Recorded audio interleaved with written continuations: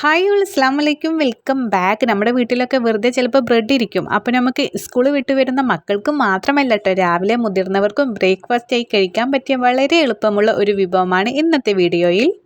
Bread കൊണ്ട് തയ്യാറാക്കാവുന്ന ഈ ഒരു മാജിക് റെസിപ്പി ഉണ്ടെങ്കിൽ എല്ലാവർക്കും ഒരുപോലെ ഇഷ്ടപ്പെടും. വയറും മനസ്സും ഒരുപോലെ നിറയ്ക്കുന്ന ഈ വിഭവം എങ്ങനെയാണ് തയ്യാറാക്കുന്നത് നോക്കാം. അപ്പോൾ ശരി, വേഗം നമുക്ക് റെസിപ്പിയിലോട്ട് പോകാം.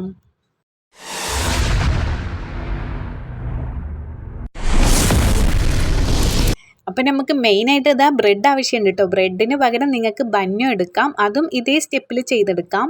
ഒരു പാൻ വെച്ചിട്ട് നമുക്കിതാ കുറച്ച് ഫില്ലിങ് ഉണ്ടാക്കിയെടുക്കാനുണ്ട്. അപ്പം അതിന് വേണ്ടിയിട്ട് ഇതാ ഒരു ചെറിയ കഷ്ണം ബട്ടർ ചേർത്തി കൊടുക്കാം. അതൊന്ന് മെൽറ്റായി വരുമ്പോഴേക്കും നമുക്ക് ഇതിലോട്ട് നമുക്ക് ഒരു 3-4 അല്ലി നമ്മുടെ വെളുത്തുള്ളി ഉണ്ടല്ലോ, അത് നമുക്ക് ജസ്റ്റ് ഒന്ന് കട്ടാക്കിയിട്ട് ചേർത്തി കൊടുക്കാം.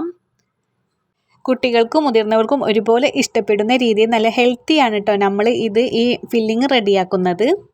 ഇനി നമുക്ക് 1 ടേബിൾ സ്പൂണോളം മൈദ ചേർത്തി കൊടുക്കാം. അത് നമുക്ക് ലോ ഫ്ലെയിമിലിട്ടിട്ട് വേണം കേട്ടോ ഇങ്ങനെ ചെയ്തെടുക്കാൻ. ഇനി നന്നായിട്ട് നമുക്ക് ലോ ഫ്ലെയിമിട്ട് അതിലൊന്ന് നമുക്ക് വെന്ത് കിട്ടണം. അപ്പോൾ അതിന് വേണ്ടിയിട്ട് ജസ്റ്റ് നമുക്ക് ഇങ്ങനെ ഇളക്കി കൊടുക്കാം.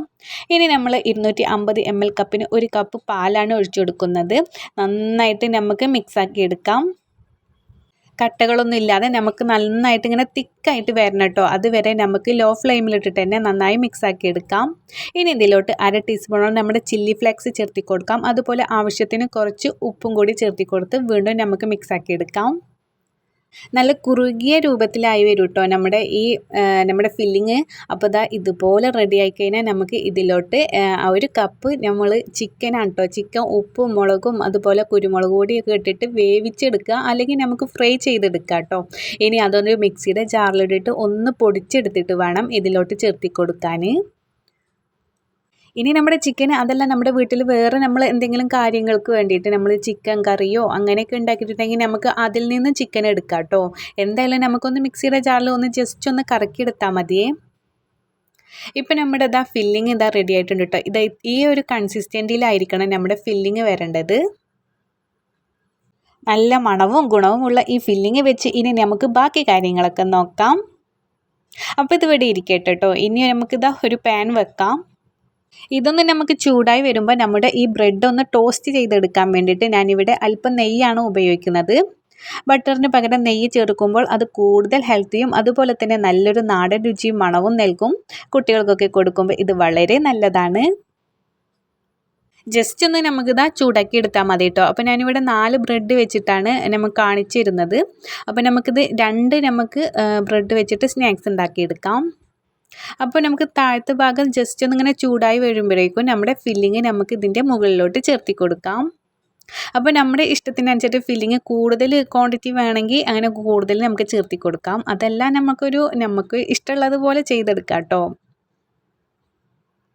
അപ്പോൾ ഇവിടെ 2 എണ്ണത്തിൽ ഞാനിവിടെ ഫില്ലിങ് നിറച്ച് കൊടുക്കുകയാണ് കേട്ടോ. ഇനി നമുക്ക് വേണ്ടത് കുറച്ച് മല്ലിയില ചെറുതായിട്ട് കട്ടാക്കിയിട്ട് ഇതിൻ്റെ മുകളിലായിട്ട് കുറച്ചും കൂടി ചേർത്തി കൊടുക്കാം കേട്ടോ. അപ്പോൾ ഒന്നും കൂടി ടേസ്റ്റ് കൂടും.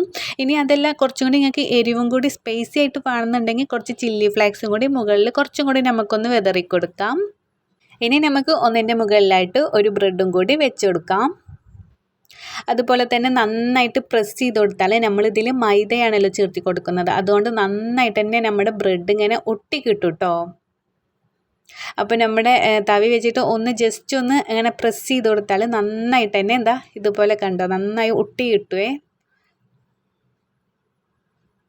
ഇനി ഇതിൻ്റെ മുകളിലായിട്ട് ചുമ്മാ ഒരു ഡെക്കറേഷനും പിന്നെ കാണാനും കഴിക്കാനും ഒരു ടേസ്റ്റ് ഉണ്ടായിരിക്കും കേട്ടോ. കുറച്ച് ബട്ടറിൽ നമ്മുടെ മല്ലിയില കുറച്ചും കൂടിയും ഒന്ന് കട്ടാക്കിയിട്ട് മുകളിലായിട്ട് നമുക്കൊന്ന് സ്പ്രെഡ് ചെയ്ത് കൊടുക്കാം.